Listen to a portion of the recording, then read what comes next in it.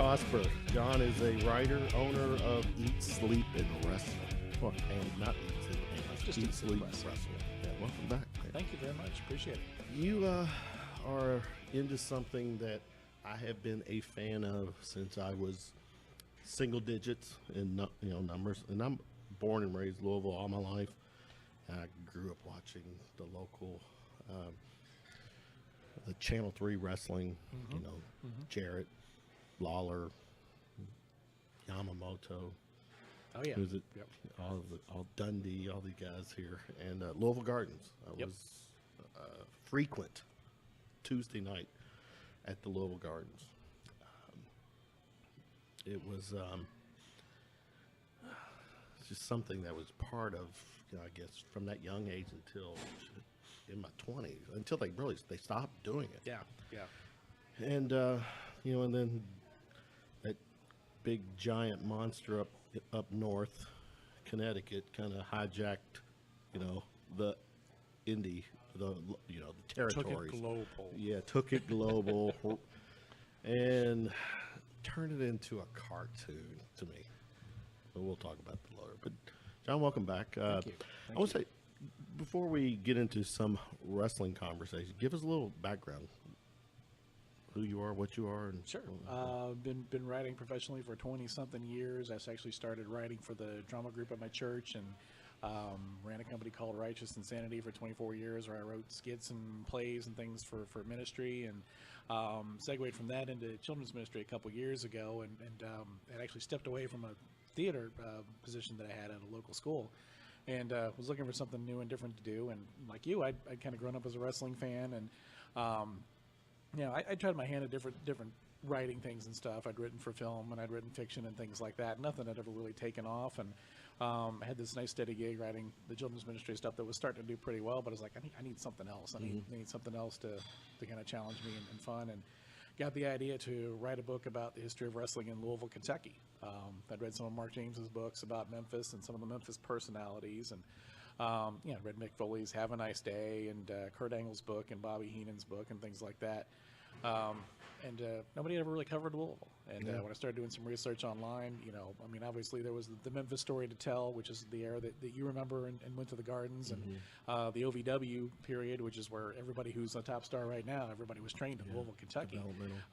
But I went back and I believe it was Tim Hornbaker, another wrestling historian, had posted somewhere online that Ed Strangler Lewis got his name in Louisville, Kentucky after no-showing an event back in 1913. And he shows up 2 weeks later, and they're like, well, we can't send you out as Bob Fredericks tonight because you no-showed 2 weeks ago, and we sent this guy over here out as Bob Fredericks. So you're from Wisconsin, and there used to be a wrestler up there named called Evan the Strangler Lewis, so we're going to call you Ed Strangler Lewis. And 1913. 1913. So I was telling Ben, before his segment started, I'm like, I've got this wrestling gun.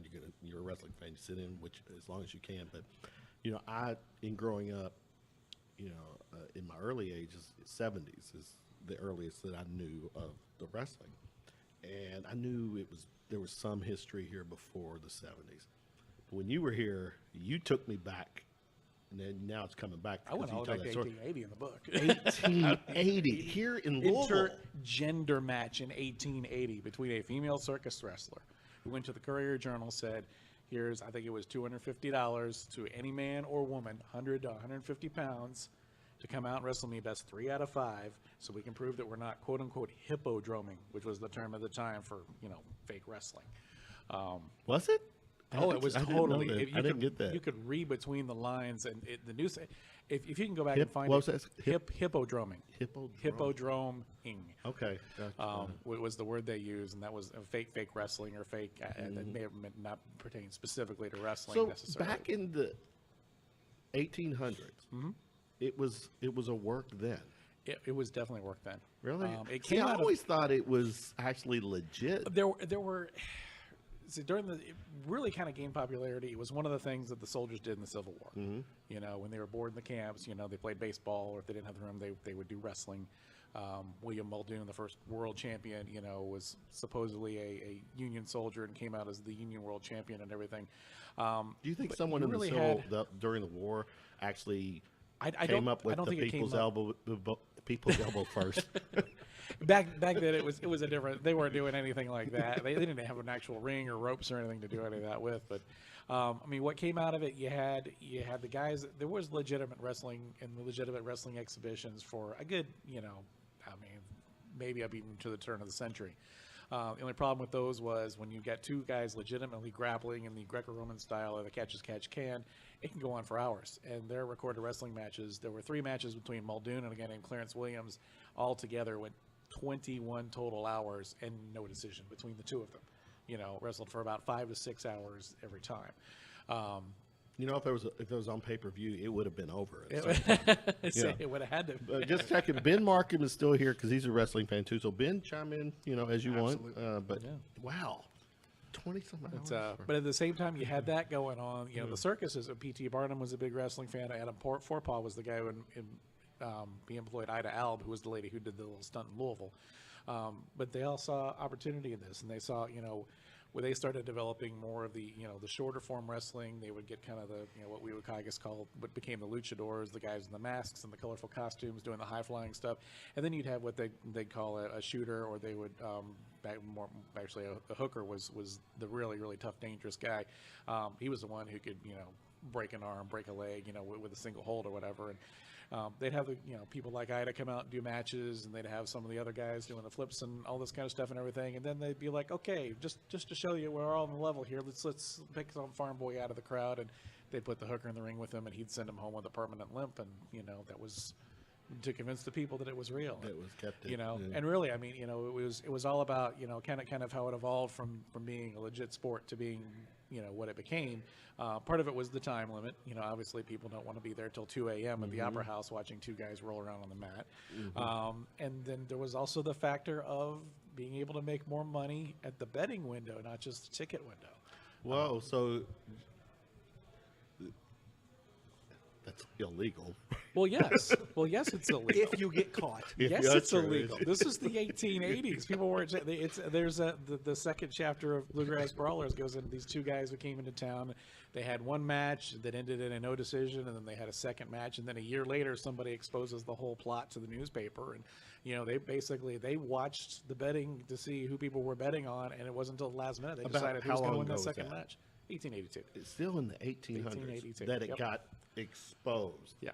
But then, I guess, all right, so it's exposed. So take me back about when did it become, I guess, more real to the public then? Was there a time that it was? I think there was always a little, it's really hard to pinpoint. And I mean, it developed regionally, different places in different ways. And really because what it that kind of stuff became was real to a lot of people. A lot of people went to these shows. I remember going to Louisville Gardens and watching the people in the front rows and stuff. Their reaction. That was legit. Well, this is the famous story about the lady who would not leave. She went into labor during the Tuesday night wrestling show. She wouldn't leave till that main event was over. And Christine Jarrett's, the lady who ran Louisville Gardens, she's like, please, man, we'll tell you who won. She's like, no, I'm not leaving. You are not taking me to that hospital until I see who wins this match. So, and who was in that main event? Do you remember? I don't know. But oh, come on. I don't. The historian doesn't remember that story, but you don't remember. There's a lot. There's a lot that's up here, but it's you could have just said. Cornette could probably tell you. So, a lot of good stuff. Before we again get into some of the current stuff, tell me about when the whole kind of carny part came in. I mean, it was really developing in the late 19th century. The people that really organized it was a group called the Gold Dust Trio, and there was Billy Sandow, Toots Mond, and Ed Strangler Lewis, and they really kind of they really kind of it was the same Ed Strangler who came to Louisville. Okay. They in the 1920s they really kind of consolidated things. They started talking to promoters and saying, hey, you're going to put the people on the shows we want. You're going to promote our champion. We're going to determine who's going to be the champion, who gets to win it, and who gets to lose it, who they lose it to. That's a lot of moving parts. And how does I guess, and thus the territories. Right.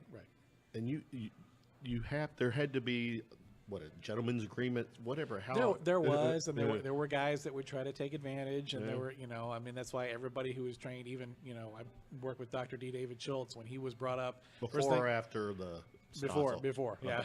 when he was very first training, he was trained by the guy named Herb Welch. The first thing Herb taught him how to do was how to actually defend himself in the ring. If somebody tries to what they call shoot on you, Dr. D knew. That's in another wrestler. Right. If another wrestler were to do, and there were guys that, it was a gentleman's agreement. We're going to work with the Goldust Trio. We're going to book their guy. But there were some guys who tried to take advantage, and there were occasions, when a champion who wasn't quite prepared would be taken advantage of by somebody else. But when that happened, the Goldust Trio, they had Strangler Lewis in their pocket. And ultimately, the paths would cross with Strangler Lewis. And so you're saying the Montreal screw job has happened quite a bit. There was actually a Montreal screw job before the Montreal screw job in Montreal. That actually is the famous one where they had taken. And again, if you're asking me for I'd have to go back and look and see who the names and everything were. But I believe that's the one that ended up coming full circle. And the challenger ended up in the ring with Strangler Lewis, thinking he was going to go over. And as they're sitting there getting final instructions, Strangler Lewis looks at the guy and goes, "Okay, are we going to wrestle, or am I going to be taking it off of you for real?" And the guy looked in Strangler Lewis's eyes and was like, "Yeah, no, we'll do it your way, sir." Even as an old man, half blind and disabled and everything, Strangler Lewis was not a man anybody wanted to mess with. You mentioned Jim Cornette. Jim Cornette, Louisville guy, old school guy. To Very this much day, so. Very much so. I'm going this little segue because today's wrestling. I was telling Ben earlier,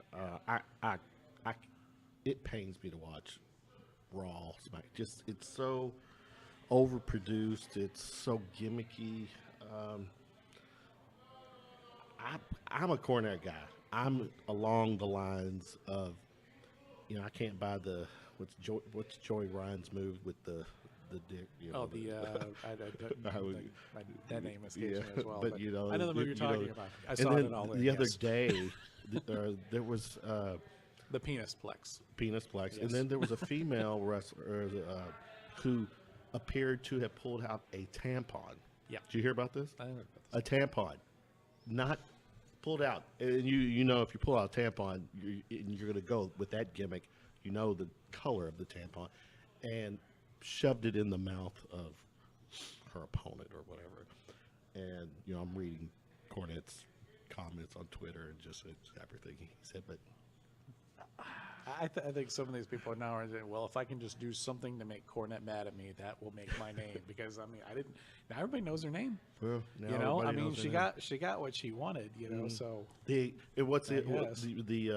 guys who do the exploding grenades. The invisible grenade. Chuck E. T. Yeah, and then there's the ones with the He's slow from Kentucky, motion. by the way. Is he? Yeah. And have you seen the one where they go into slow motion? Yep. I've been to one of those shows too. Chikara does. I mean, there's a little bit of something for everybody out there right now, and I can honestly sit and enjoy some of that stuff. Can you really? And I'll also say this about Chuck E. T. He's the guy with the exploding hand grenade that Jim Cornette hopes just has a heart attack and dies. It really the comes kid across can an actually really wrestle. He's extremely talented. When I saw Chikara, he was the one. He and Blaster McMaster were the one straight. We're just going to wrestle a match on the card without any goofiness or whatever, and it was the match of the night. But all those gimmicks that these guys are, it definitely it's it doesn't feel like a real sport. No, but it's influence though because of the cartoonish, the gimmicks that WWE, so it's and I think a lot of it too is about getting shares on social media at that point because if somebody does something outlandishy enough, they know that it's going to get talked about. Views, right? As opposed to back in the 80s and beforehand. It was there was that's where Joey Ryan's spot came from. He was like, just had to come up with something, whatever. And he's made bank off of that, for better or for worse. Yeah. So actually, I think the first time I actually heard about Joey Ryan was because of that move. Right. He didn't do. He was on Impact for a while, right? TNA. I don't recall. Yeah, he was. Yeah, he had a run because he did the gut check, the tryout kind of thing. Yeah, and then there was. So yeah. I'll tell you my favorite moment of Dr. D and I went up to StarCast, and my favorite moment of that weekend. There was it was just a great experience. When was this? Right. This was Labor Day weekend. Okay. This was the fan fest that was around the All In event. Okay, all right. Which was the night that Joey Ryan did did the Undertaker parody with, and ultimately finished with the Phoenix Plex. But my favorite moment sitting there at that table, there were a lot of guys that came by. Jerry Lynn came by and talked to Dr. D for a long time, and Hurricane Helms actually came down and convinced him to shoot a video with him where he was pretending to be, doing his reporter gimmick, and I'm going to look for a tough wrestler to ask the tough questions. He wants Dr. D, you got a question for me? No, sir, I don't. But we're sitting there at the table, and there's this mass of people. They're all going in to watch the weigh-in to see Cody and the Bucks and everything. And this guy comes rolling by with his suitcase and sticks his hand out across the table. Dr. D, my name is Joey Ryan. I'm a wrestler. I'm a big fan. It's just a pleasure to meet you. And Dr. D shook his hand, and I just sat there and like, I'm not going to tell him. I'm not going to tell him. I'm just going to sit here and enjoy this moment. Well, what would Schultz have? What was it? He would have rolled his eyes, and he would not. I've said he's not fun to sit and watch an independent wrestling show with. he's old school like Cornette is. Yeah. He wants to see, but he'll tell it like it is too. When he sees somebody who's got real potential, or he sees something he likes, he'll give credit where credit is due as well. When you were here last, it was before the All In event. Yep. So let's pick it up there. You're a part of, which is a historic event. It was. It was a. I'll tell you, that was. StarCast, first of all, was probably the best wrestling convention I've ever been a part of, and I've been to WrestleMania Access and been to a number of different things. And what really struck me about StarCast and the entire weekend was not just, going into it, we really weren't sure, are these fans going to be, they're only about New Japan and Ring of Honor, they're only about Cody, the Bucks, and SCU, and Omega, and Ibushi, and all that, right. But there was so much love and respect for history, and I think, we were just talking about trickles from the top. Cornette was not there. Cornette was not there. No, he was not there. I think he had been invited. He had declined, but it starts really with a guy like Cody Rhodes, who obviously loves and respects the legacy of his father, but there, when you look at the All In card that night, who's calling Cody's match? It's Earl Hebner. And then who's in Okada's match? It's Tiger Hattori, and then Tessa Blanchard comes down to the ring. There's Tully Blanchard at ringside, and you had DDP at ringside and Jeff Jarrett at ringside during the championship event, and there was a real love and honor and respect for the past, and Dr. D got such an incredible reception, and all of the guys that were there, that had been a part of wrestling's past, really were well received by the fans. Bill Apter of the old Apter magazines came out. He was the superstar of that weekend. Like, he was the guy everybody loved, and he was the big hit, especially with people who'd never met him or seen him. He came out at one point, and he's like, you guys mind if I set up next to you? We're like, sure. And he's got one tiny little box of books, and he sold through it in about 10 minutes. Yeah. He's like, well, my wife told me I should have brought a second box. It's like, yeah, you should have. So. Yeah. But it was, here's that there, and all of a sudden, here's Road Warrior Animal pushing Lex Luger by in his wheelchair. Here comes X-Pac walking by with his little bitty dog. And there's so many neat little there's this one older guy who looked like Apter stopped by and talked to Dr. D for a minute, shook his hand, and then went on. He came back a short while later. Was like, you didn't recognize me, who I am, did you? And Dr. D's like, no, I sure don't. I'm George Napolitano. I'm like, oh my gosh. Wow. So, wow, it was just absolutely a phenomenal weekend. I would recommend it to any wrestling fan, whether you're an old school or new school, especially if you love, what's currently going on in pro wrestling. Definitely get out for this event, just to be there, just to be part of the experience, and to see and meet people. And I thought it was extremely well run. But an event that sold out. Totally, yeah. Like, quick. Yeah. So the StarCast was, I don't know how many people they pushed. There were more people that attended StarCast than All In. But the actual All In events, just to get into that, we got there, a friend and I went, and we got there probably about 15 minutes before bell time. There was nobody walking around the halls. No. Everybody was in their seats. Everybody was ready. Everybody was chanting. Cool. And it was 20 minutes after they went off the air, everybody's still in their seats while Cody and everybody came back out and took their bows and gave their thanks and everything. And one of them pointed out, was like, nobody's left their seats. Yeah. You guys are all still here. We've made history here tonight. Wow, and it was, top to bottom, it was a great card. It was entertaining. Now, not to be the pooper in the party, but wasn't the one issue with that event that the main event didn't get enough time for the pay-per-view? They got it off. They finished up with just a couple seconds, but yeah, the main event did get caught short. But honestly, was it noticeable? It wasn't really noticeable. Okay. We could tell they were kind of going through, but you've got 6 of the best high flyers in the world in there, and of all of them, Bandito stole the show. Bandito was the guy who by the end had everybody.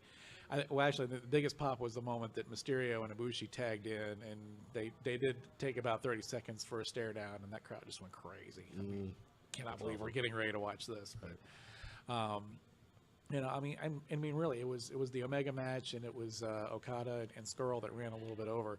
Are you going to cut those guys short? No. I was there to see Okada anyway, and then, you know, the payoff to the Omega thing was when the lights go out and then come back up, and Pentagon turns out to be Chris Jericho, and that blew the roof off that building. Speaking of Jericho, this upcoming event, it's the Double or Nothing is what they're calling it. No, the group. All Elite. All Elite, yeah. So this is, again, Cody and the Bucks, funded by the owners of the Jacksonville Jaguars. Yeah. So this is all going to happen. What's the timing on this one? The Double or Nothing event is going to be at MGM Grand, May 25th. Okay. So that's the next major event they've got. I haven't really caught a little bit of information about the press conference this afternoon, so I don't know what's going on as far as them getting a regular TV slot. But I mean, the talent they're lining up, they've got obviously Cody and the Young Bucks. Hangman Page. They signed Dr. Britt Baker, who, by the way, that's not a gimmick name. She actually is a dentist and has done emergency dental work. I know at least on Shayna Baszler after an independent wrestling match. You know, before she was a dentist. But didn't we already have a dentist in wrestling? Do we need another one? Yeah, but what was that gimmick? Gotta what was his name? pay homage to the Dr. Isaac Yankem, DBS.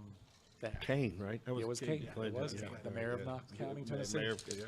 But Dr. Britt Baker is part of it. X-Pac, not Pac, Pac is what he's called in the Independents. But Neville showed up at the press conference today, which I think is a huge thing. I think you'll see Omega end up there. I definitely think you'll see Marty Scurll end up there.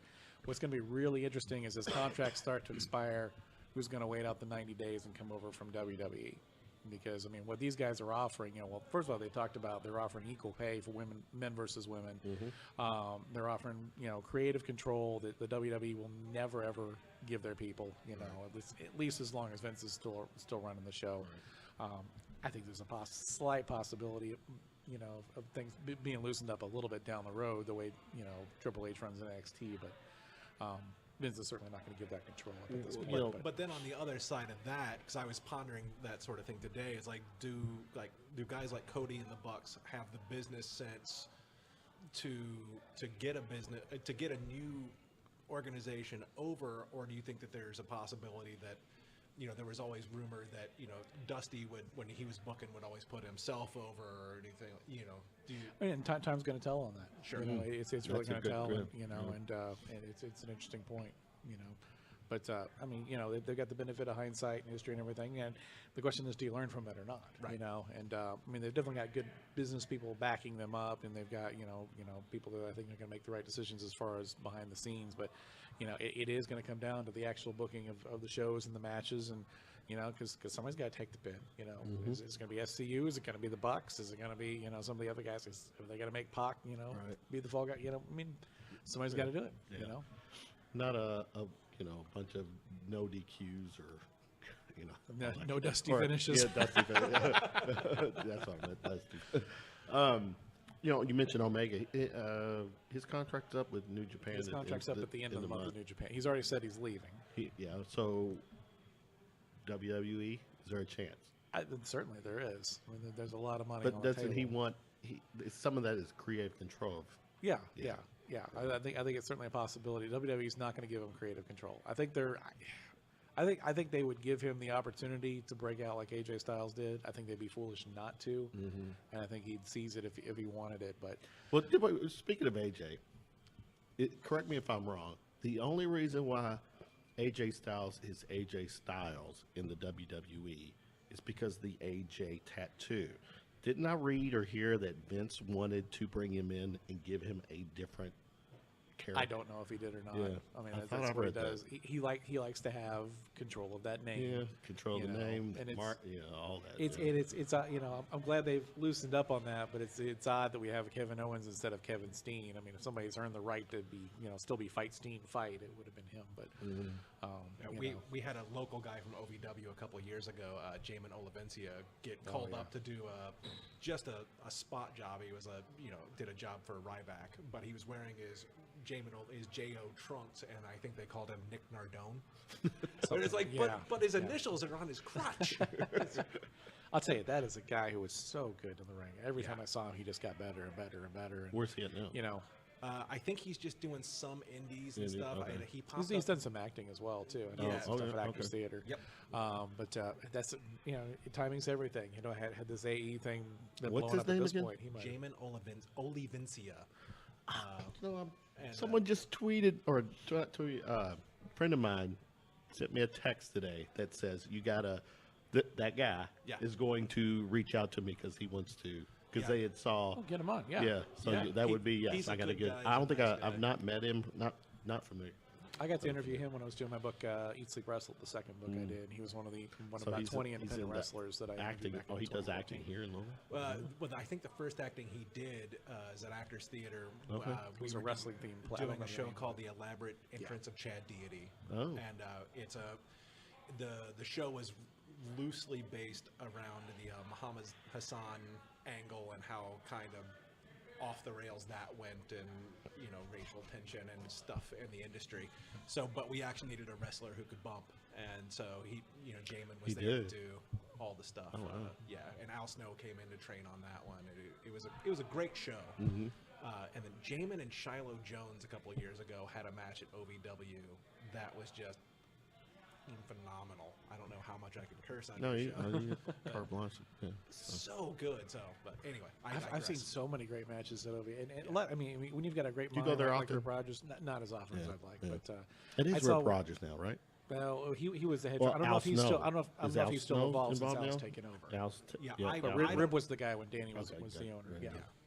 But I saw one night, and it had Rip's fingerprints all over it. But they set up this match, and I hadn't been to the show. I hadn't seen it for a while, but they set it up with a video segment, and it was a heel tag team. They had lost the week before. They were both blaming each other, and so they go out to have a match together. And the first thing one of them does is roll his partner up and put his feet up on the ropes. The ref goes, "Get your feet off the ropes." "I don't have my feet on the ropes." So the other guy rolls his partner up, and he puts his feet on the ropes. "Get your feet off the ropes." "I don't have my feet on the ropes." And they go back and forth. Each of them tries to cheat one way, and the other guy does the same thing. One guy goes and gets a foreign object. The other one goes, starts untying the turnbuckle, and they come back in the center of the ring. The one guy's got the chain in his hand. The ref grabs the chain, turns around, throws the chain away. The other guy crotches him, and then gets the pin. Gets the pin. It was 5 minutes of just pure bliss, just watching a great comedy heel match. Yeah. It was so much fun. I miss the days where the wrestler was from Parts Unknown. I've always thought it'd be fun to write a book about the wrestlers from Parts Unknown. WWE's in a couple stories, but there's so many that have come from Parts Unknown, and we don't know anything about this town, right? Yeah, town. I'm going to go buy a large farm and just name it Parts Parts Unknown. Unknown. There'll be a bunch of masked wrestlers just walking I'm around. surprised someone hasn't done something like that by this point. With the event in May, what's the because any WWE guys, they have to give what a 90-day note or how is it? When their contract is they're not going to let anybody out of contract, and so the contracts are going to have to expire. Like but they're about gonna, within the next. and they're going to have to, if somebody's got a contract expiring this month, they could theoretically show up on that show, but they do have a 90-day. 90-day. Is there anybody that you know of WWE wise that I know. might land? I've got one friend who's down at the training center, and he's we don't talk about that. So Yeah, okay. we touch Fair base every now and then about different things and stuff. But I'm not, and I'm not one of those guys that goes for that scoop. When it happens, it happens. So fair enough. Fair enough. It's, You mentioned Jericho. Jericho is signed on to do this. he is signed on. Yeah. He's basically proclaiming himself to be, I won't say a free agent, but he wants to be where. He wants to be where the action is. And he wants to be. It's Whether all about it's in innovation. New Japan, He's done. right. I think he feels like he's done everything he can in WWE. He went and he lit New Japan on fire. Which by the way, for people who are disenchanted with Monday Night Raw, stop watching Raw. Pay your 999 yen a month, which equals about $950, and watch New Japan because it's absolutely phenomenal. Is it still on Access? On the Yes. They're still running on Access. Yeah. But JR's not doing the comment voiceover or whatever now. No, Is it? no. Okay, gotcha. Yeah.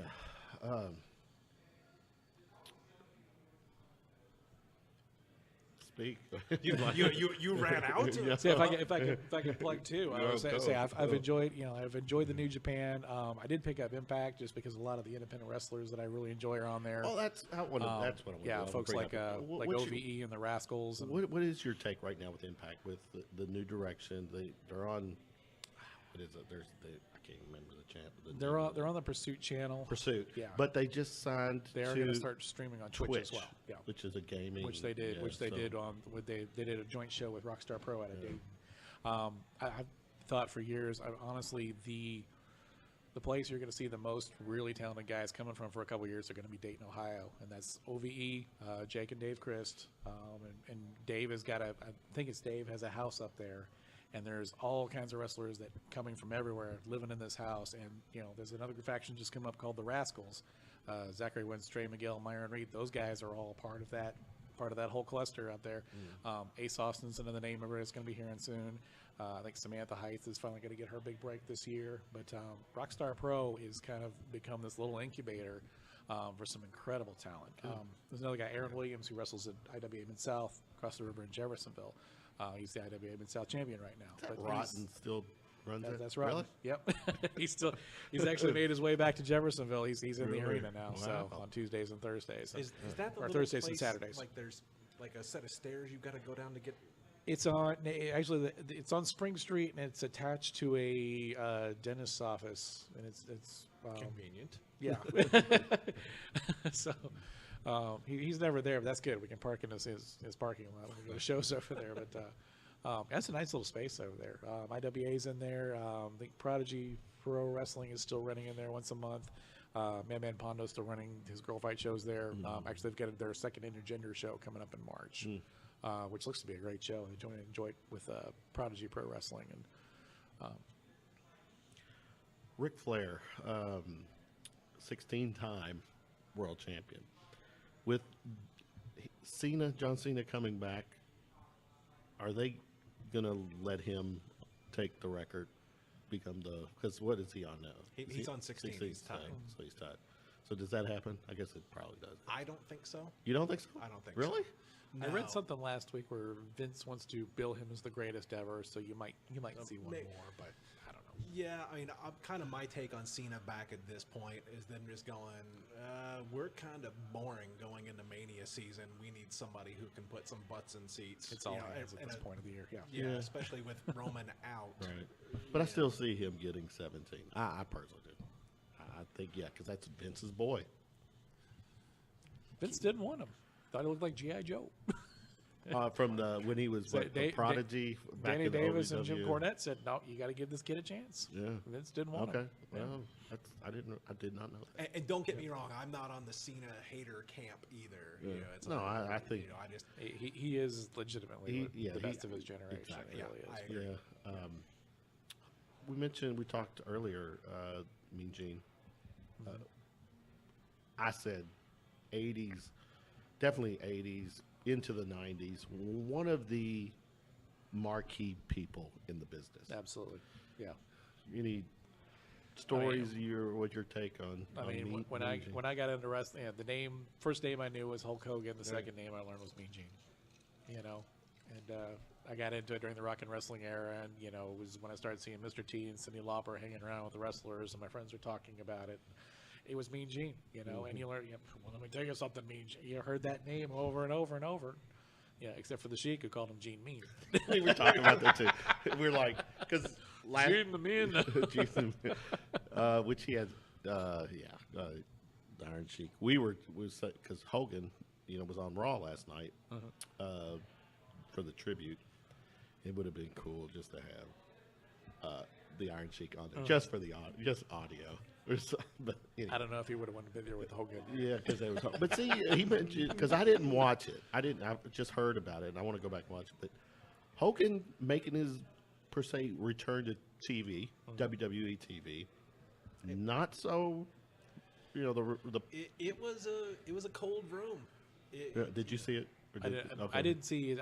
I saw the promo, yeah. you know, when talking about the matches in heaven and everything. But you I saw it. that part, but I So didn't the see rest reaction of it. you said. Yeah, it's like, you know, the first chord, and we were talking about before we went on here, it's, you know, I'm used to those first chords of Real American hitting, and, you know, there's a pop, you know, the roof comes off, and it hit, and it was crickets in that arena. And, like, people kind of stood up, but they weren't reacting. So you think it's a combination of the racist rant, I think that has something to do with it. or Yes, the large part. or the fact that he's just yesterday? I think it's a combination of the two. I think more the racist rant, quite frankly, because I think that a lot, like, if Flair's music hit right now, the place is going to pop, Yeah. you know, because it's also respect and what was done for the industry. And I think in a lot of ways, and this is just my opinion, I think Hogan's legacy has been tarnished in so many different ways. The racist rant, but then just him being kind of putting himself out there as kind of a diva for so many years. Mhm. You know, and I grew up in a Hulk Hogan era. You know, I was, you know, saying Same. my prayers, taking my vitamins. Were you? You know, and you know, I wrote the letter when Earthquake squashed him. I was that guy. You know, but it's, you know, between the reality shows and all of that, it's. You know, I was funny you say that because the other day on YouTube, it was probably a couple weeks ago, it came across one of my recommendations.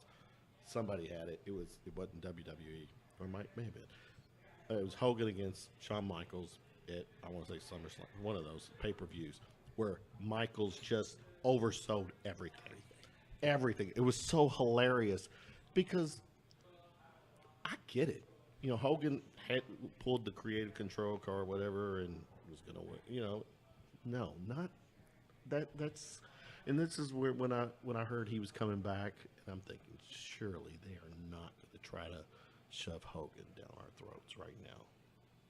I mean, I would think, I would not surprise me with Vince. I mean, Vince, some of the shit that they still try to do. Oh yeah. No, and I also think that, you know, I understand why you would trot Hogan out for a Mean Gene tribute, but That then, I get. But I also go, Vince would have also been appropriate in that situation. You know. Oh, Vince wasn't out there for that, or No, not for that. Okay, all right. No, or you know, and there's still a lot of wrestlers from that era alive who had big moments, you know, that you could have brought out for that. So Jesse Ventura gave him the name Mean Gene. So Yeah. you could have. Yeah.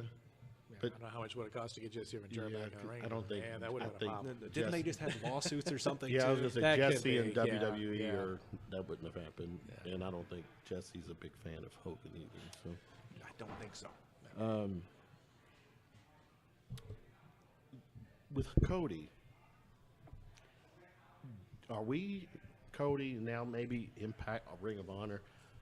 Have we got to the point where there really is, New Japan, there really is an alternative to WWE? The next year is going to tell. I think. Yeah. I think a lot. I don't know how many of these. I mean, the companies that are vying. You've got All Elite now. You've got New Japan, Ring of Honor, who have kind of an alliance together. You have Impact, and you also have Major League Wrestling out of Chicago. That's really vying for viewers too. I think it's going to come down to, you know, who manages social media best, you know, and who works the fans best, and who ultimately who puts on the best matches in the ring, you know. And WWE's got to be in that consideration too. If they can turn it around, you know, and put out, they got guys like AJ Styles, they got, you know, Kevin Owens, they've got Seth Rollins and Shinsuke Nakamura. I mean, you could legit make a case that, you know, Nakamura is actually the best in the world, you know, and I mean, Yeah, but they're not. and he using was, it. They're not. no, they're yeah, not using him the way he yeah, was. You know, I saw a Nakamura match against Carl Anderson on the New Japan World not too long ago. That was better than anything I've ever seen him do in WWE. You know, and I've enjoyed a lot of his stuff there. But, you know, the potential is there. They could take advantage of it. You know, and certainly they've got to ride what's going on with Becky Lynch as far as they can, and they got to. That's she's pretty the face hot. of the company. That right is, now. yeah, she's pretty hot. She really and is. I have to admit, you know, stay with women's wrestling. To be honest, I've not been a fan of that, but I do pay it more attention with Becky. I'm blown away with Ronda Rousey. Ronda's done great. Yeah, she's Yeah, done good. she's done Promos are pretty good. It's Charlotte Flair. I mean, there's some talent. There's some coming yeah. out too. As I said, I'm always following what Pondo's doing with Girl Fight, and he's actually got 2 teenagers that are involved right now that have an extremely bright future. There's a girl over in Jeffersonville at the arena named Billy Starks who is quite talented, and the last Girl Fight show, Randy West brought her student. She just goes by the name of Alice, and the 2 of them stole the show. She was absolutely outstanding. The only thing with women, in my opinion, if the ring, because the WWE ring's what, 20? Is it? I think it's 20 by 20. Yeah, but I think so. not every organization is that big. Most of them are 18 they? or 16. Yeah. Yeah. So in my mind, I think if the women had a smaller ring, it would just look even better than the way it. Interesting. One of that might be why, because over in Japan, the women's promotions are actually separate. Yeah. And that might be another reason why they sell them differently. But which I just started watching. Because when like some of them, when they hit the ropes, you can tell that they're kind of to catch They just don't have the weight to push into them. So, but I would also say, right, with the WWE product, the women's division is blowing the man hell out yeah. of water. Yeah, it's very much the characters are better, the wrestling is better, just all around a better product. That's Stephanie's not over the women, is it? Is she? I didn't specifically. No, I don't think. Okay. No. So. No, I think it's still, I think they're just treated as talent. Yeah, talent. Right. I don't think it's, Stephanie has the women and Trips and Vince have the men or whatever. But no, because we're tight, I call them Trips. Do you? I like it. Trips. One of my pet peeves. You like this one? What drives me crazy? I don't know, for some reason it does.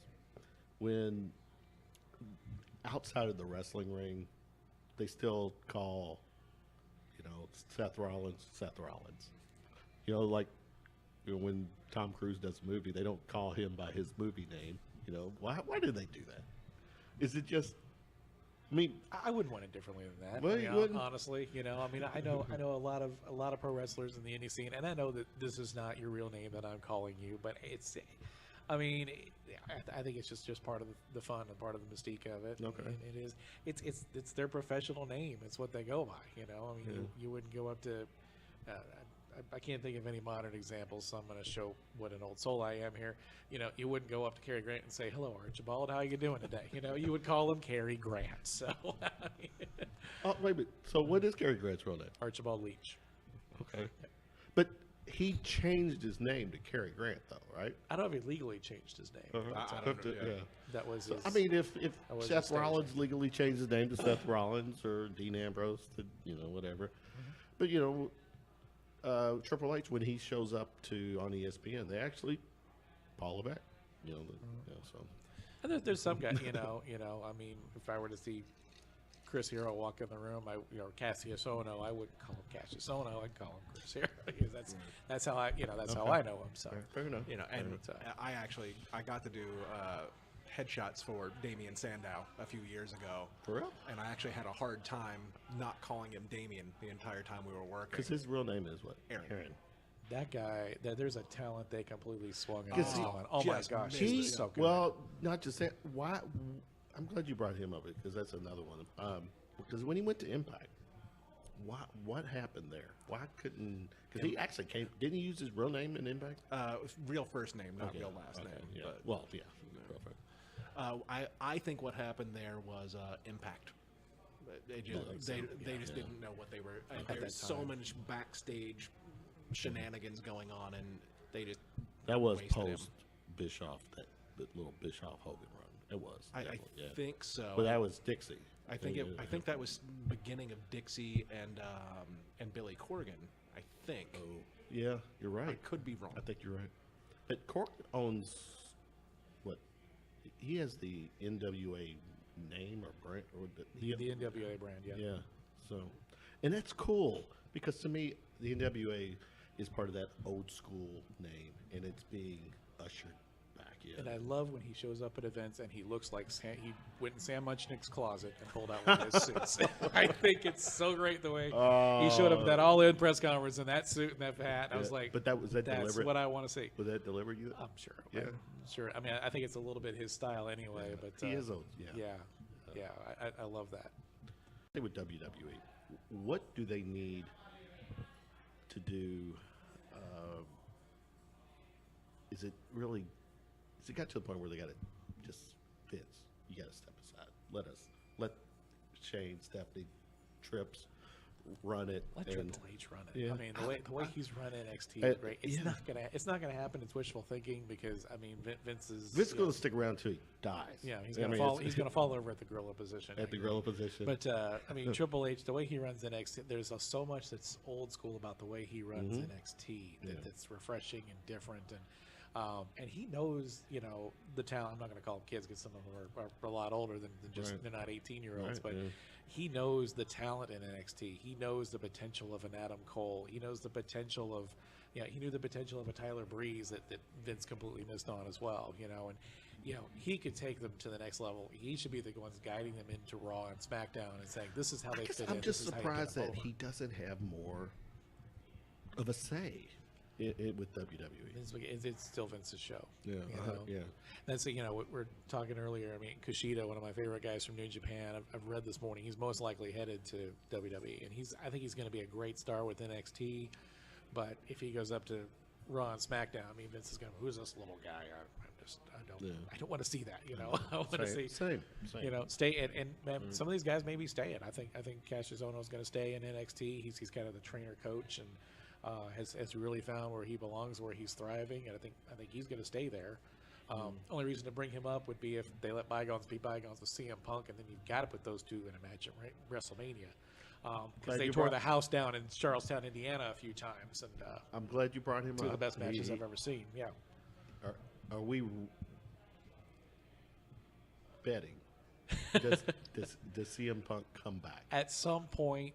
I don't know if he comes back to WWE. He doesn't have to come back to WWE, but I can see him coming back. I had read some really far out there speculations that he shows up at All Elite, which would sell their tickets there. They wouldn't have to do anything. So All Elite, they're working on a TV deal as well, and I'm sure they are. Yeah. So this is not one of these just events. I don't think so. I think they're gonna. I think at least in the beginning, it looks like they're probably still gonna have the leeway. They still wrestle here and there and everything because their first event's not till May. And, they've got to eat. So, but they've got so many other ways to get stuff over now where you wouldn't before. Doing stuff on YouTube or Instagram or whatever. Right. They can build a lot of matches without ever being on a cable network, which would be awesome. That's true. That's a good point. Right. Projects. Anything you got going on? Any more books you got in the works? I've got one coming out this month. I worked with a independent wrestling faction called the Bomb Shelter, and they are quote unquote time travelers. And so we wrote a science fiction novel.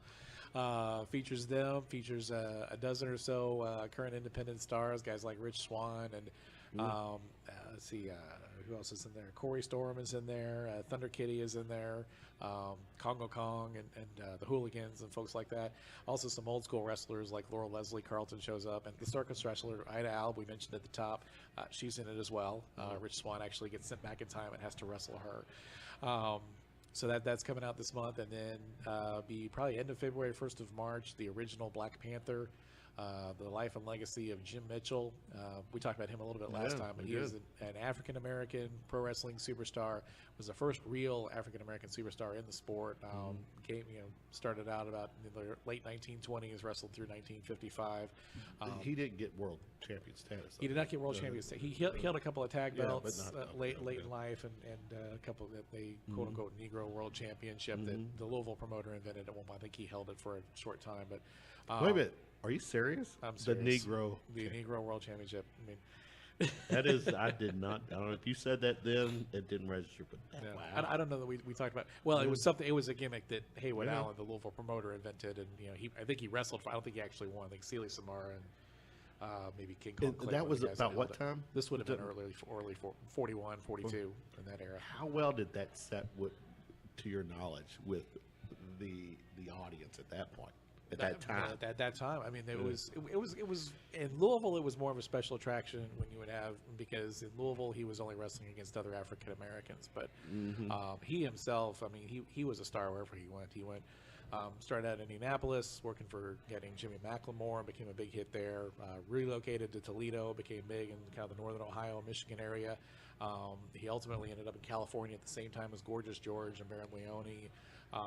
Actually, Gorgeous George threw him out of the ring one night and wouldn't let him back in. They incited a riot that lasted until about 2 a.m.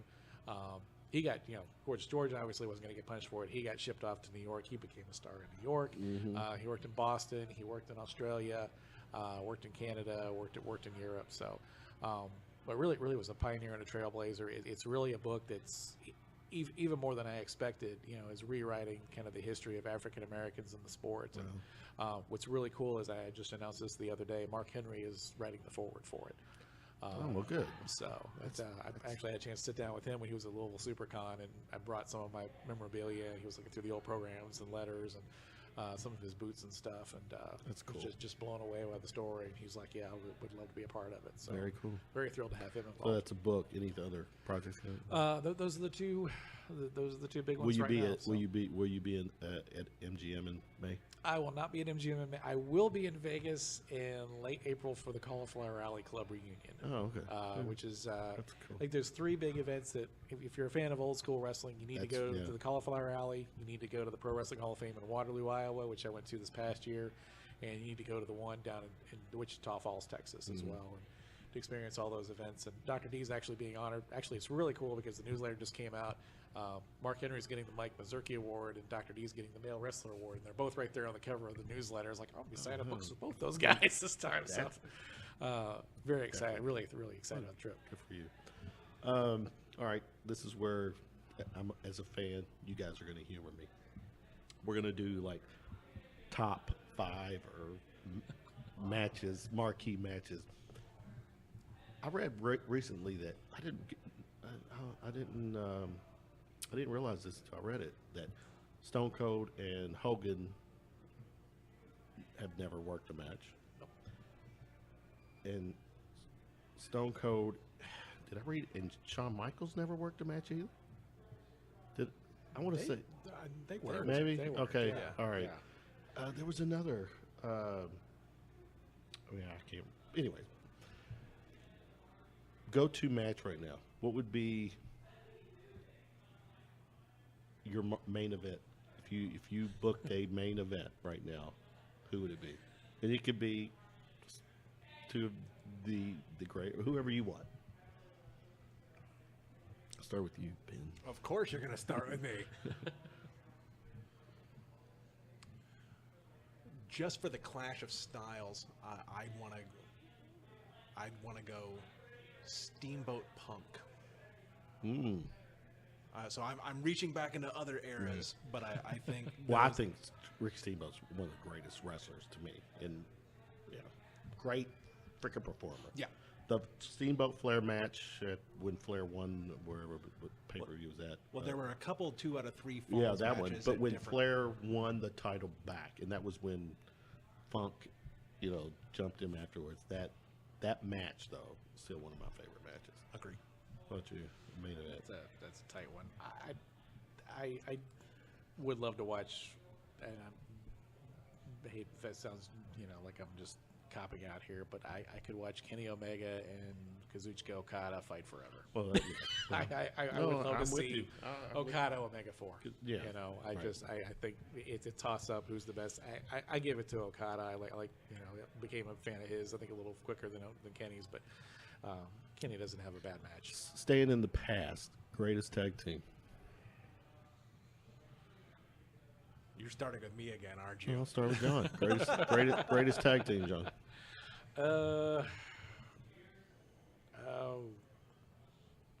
If I were to go back, I don't know if I could pick just one.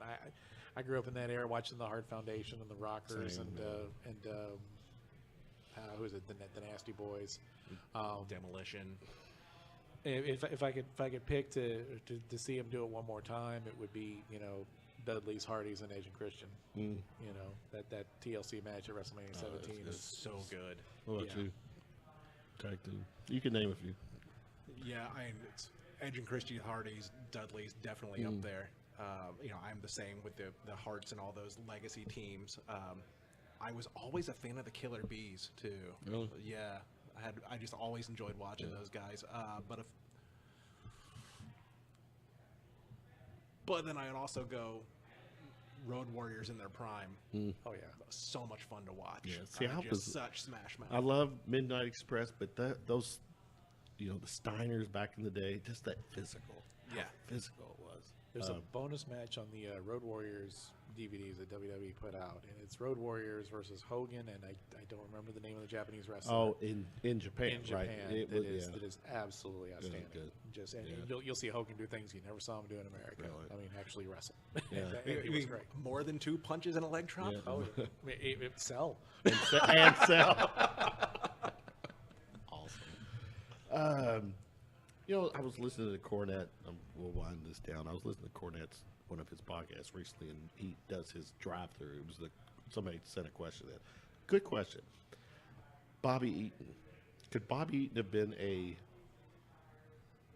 championship at the championship level, singles championship, with Cornette managing him?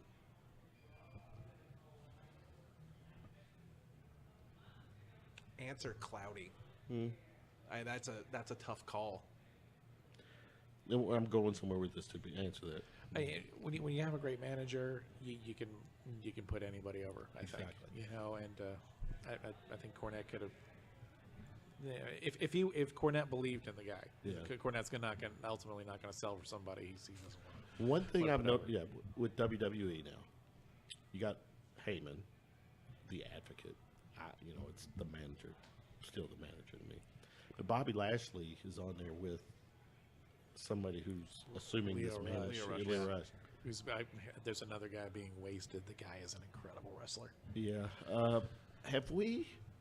Will we ever get back to where you got because back in that 80s stretch, you had Cornette, Heenan, Slick. I mean, Fuji. You had. I'd love to see it come back. Oh, it added such another layer. Yeah, because you didn't have, because now you got guys who struggle with trying to do a promo, and you don't need that. I tell you, it works really, really well. You see more of them on the independent level, and it works really, really well because you're in an indie show and you don't have these people anyway. And here comes somebody who looks like they could probably wrestle, and then here comes some squirrely guy or whatever, and you're just like, now who is this guy who's going to run his mouth at me? So right. And it's still, I miss that. I do. That was some of the great. Man, who's some of the other? Gary Hart, Paul Jones. This is going back in the 80s. Jimmy. Well, did I say Hart? Yeah, Jimmy Hart. Yeah, Jimmy Hart. But I've got to give Rush, because Lashley's manager. I hate him. Like, he talks, and I hate him. And at first, I was like, "Get this guy off TV," and then I went, "Oh no, he did his job." Because I want to punch him in the face. Well, that was it. I remember the night watching when Dutch Mantel came out for the first time as Zebco with Jack Swagger. Yeah. My wife's watching with me. He gets on the mic, and my wife leans towards the left of the political spectrum. I cannot believe he's saying all this stuff. Why is he saying all? Why are people? What is this? Why do they put him on there? It's like, you hate his guts, don't you? It's like, he's doing his job. Yeah, the guy next to him can't talk. Right. And that's where. But by proxy, you want to see him get killed because of what that man's saying next to him. So. I miss that. Well, again, I struggle with today's because I'm still such an old school guy. I always have Cornette's back for everything he thinks. But man, Bruce Pritchard has ruined Jim Cornette for me, because all I hear is that impression now. And, which I'm not going to spoil it. Go listen to the other podcast. It makes my wife crazy. So I'll tell you, if you like a good promo, go out if you can find him on YouTube, look up Teddy King, who's from Owensboro, and look up Matty Max, MADIMAXX. Two wrestlers who come out in front of a crowd, nobody knows them, put a mic in their hands, within 30 seconds, everybody's ready to rip their lungs out. That's the Teddy and Matty are absolute lightning rods, and Teddy's going to be. I think both of them are going to get a good opportunity this year somewhere. I just can't imagine them staying, at the lower levels. Well, I mean, am I wrong in saying that there's as much, not just, you got the indies, obviously, but you got that next level. There's a lot more of that next level right now. You know, I think it's you know, in the territory days, you had guys who were out on the road, you know, 7 nights a week, and they were watching every match, and they were learning from that. And that was taken away. You know, during the IWA Mid-South heyday, you had that core little group of Colt Cabana, CM Punk, Dave Prazak, who founded Shimmer, right, and Chris Hero, who would come down and they would do their thing, and then they would go to Ian Rotten's house and stay up all night watching tapes from Mexico, from Japan, you know, hours and hours. And now today, you know, that was their secret to those 4 guys, giving where they are. Today, they've got YouTube. You've got thousands of hours, and you've got, you know, a dozen different wrestling networks, and there's so much content out there. You know, and honestly, I always tell the younger wrestlers that I mean, the deeper you go back to the 50s, go back to the 60s, go watch Dick the Bruiser, go watch Buddy Rogers, go watch, I mean, the more you can go back, because there's stuff that hasn't been done in 40 or 50 years, you know, and there's a guy up in New York named Mr. Darius Carter. You know, he won't sign autographs for the fans. He won't sell T-shirts. He's a bad guy. He's a heel. And if you get him on a podcast, you're not going to get a shoot interview out of Darius Carter. You're going to get Mr. Darius Carter, and he's going to make you feel okay with that. He's making but I mean, the more people go and discover that, you set yourself apart. I know. You know, and do something that fans haven't seen in forever. Wow. Yeah. You know? Exactly. And you know, you can go on social media and you see you know, Roman Reigns, you know, buddying up with Braun Strowman, you know, I get it. I know what it is, but yeah, I do miss that. At the same time, I've got photos of Dr. D posing with his arm around Hulk Hogan and Mr. Saito with their Christmas sweaters. Yeah. So. That doesn't exist. You don't have it. They didn't do that in my day. One last one. Yeah, they did. I do go on my YouTube little binges. I'm watching some of this old school stuff. And I still, somebody like Abdullah the Butcher, that gimmick got over. He was actually, it was not, it was probably been, I don't know how long ago. He's wrestling in his 70s and still pulling the object down. Yeah. And he's juiced and, you know, he's got whoever he has. So it's like, man, I miss that. To me, it was, and then, you know, obviously WWE can't do that now. Right. I'll give you a modern day equivalent to the Abdullah thing, and just a guy who makes your mouth drop open. And there's a guy named Mr. Grimm, works out of Washington, D.C. Hitman for hire, Mr. Grimm. Comes out to the ring, he's got a big briefcase. Now, Grimm's a big guy. He can do the power moves, but he can also fly. So he impresses you in the ring with all that. But then when Grimm wins, he goes and gets that metal briefcase. He opens it up. He pulls out a body bag. He zips up his opponent, throws his opponent over his shoulder, and carries him out of the arena. That's pretty cool. Yeah, I love it. You know, and it ties back to the you know, the Jake the Snake, you know, after match gimmick, or the Brutus Beefcake, you know, after match. And I love that somebody's doing that again. Yeah. He's got a great story too about getting pulled over by the cops, and they get him. And it's like, what have you got all this stuff in the back for? And he's like, if you got a cell phone, officer, yeah. Google Hitman for hire, Mr. Grimm. He's sitting there. He's got his hands up there watching on the phone. Like, oh, my gosh, he's putting him in the body bag. The police like, we've got a situation here. They're like, we're going to stop a murder. And so we've got one more thing, sir. He's like, okay, what's that? Can we get some autographs for our kids? Sure. Well, John, thanks for hanging out with us. Anytime. Enjoy this. I think we'll plan maybe after the May event. Come back and just shoot the shit some more. Anytime. Good stuff. And thanks for letting me crash your absolutely. Hey, come back anytime. You were going to just stick around for a little bit. Here you are. We can talk for hours here. Yeah, absolutely. Yeah. Thanks, man.